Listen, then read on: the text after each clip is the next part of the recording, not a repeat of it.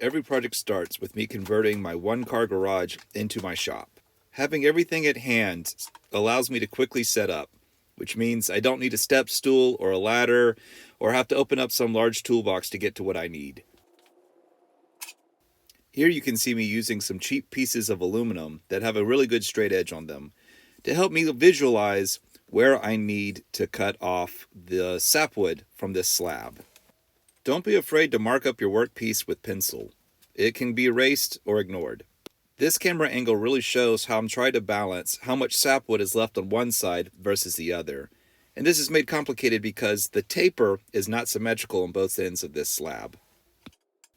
This is the part where I'm trying to figure out the geometry for the curves. I'm going for sort of a mid-modern look to this slab table, and I'm experimenting with different tools that I have that can readily give me a radius. Looks like the blue 6-foot level wasn't giving me quite the radius I was looking for. So here I'm assembling those two pieces of aluminum into a longer 8-foot piece to try and see what kind of radius that gives me. I know I'm not the only one that does this, but if you're looking for a vise, these parallel clamps can clamp to practically any shape, and then you can clamp their rectangular shape easily to your workbench. Man, I love my workbench with its adjustable height. It really simplifies some of these tasks.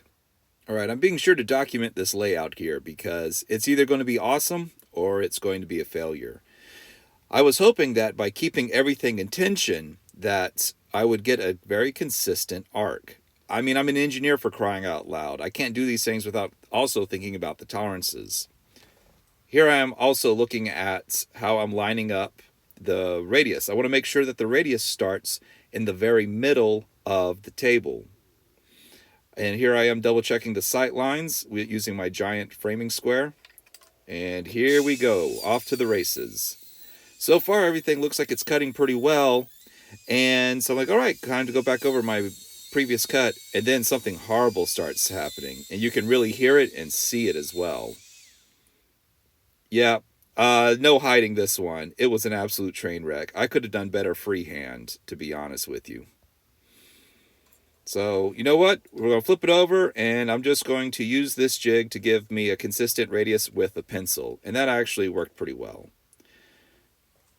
Here, I'm trying to use my anemic jigsaw with a fresh blade on it. And you can definitely see that it does not do well. This is like 1 7/8 and it's not even scratching it. I don't know if it's the saw, the blade, or what, but this jigsaw is really a tool of last resort in my shop.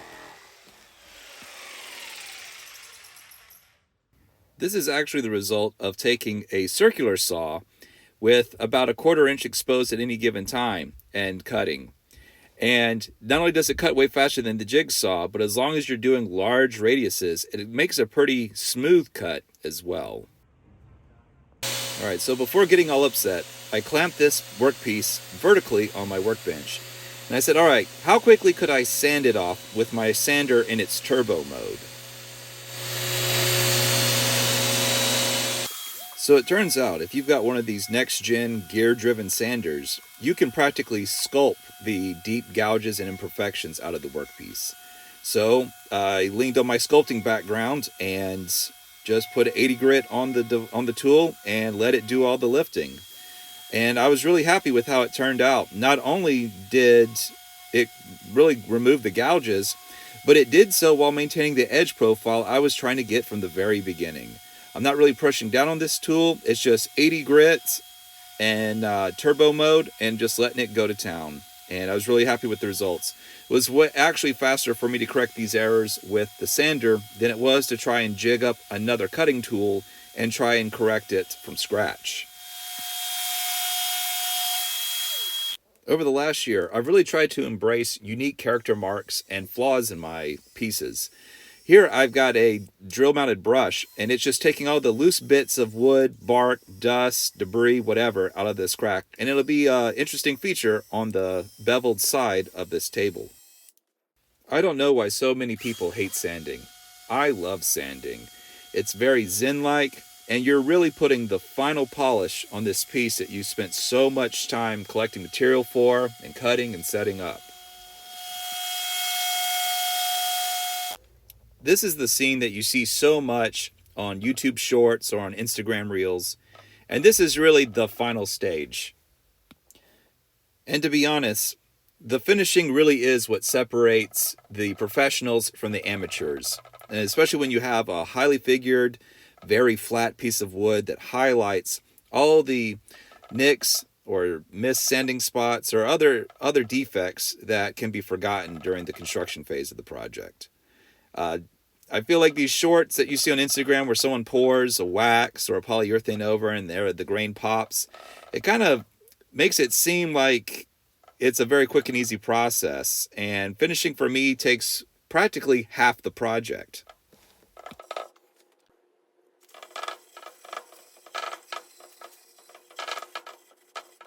So what do you do when you're really happy with the first coat?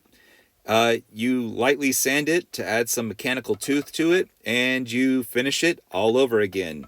This is an effort to increase the contrast in the grain in this piece and to really make the figuring stand out even more.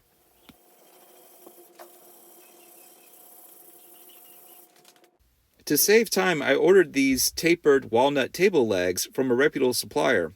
And upon closer inspection in my shop light, I realized that they had these odd tool marks on it. So now I'm trying my portable bench vise to try and figure out a way to set up a sander so that I can remove these odd marks, which I am very confident will stick out like a sore thumb once I apply finish. So the small sander has a bearing issue. It just spins up like a top and gouges the wood. So I locked in my old reliable but oversized Bosch sander, and it started giving me the results I was really looking for. I'm not saying this is an example of how to do it. This is just how I did it.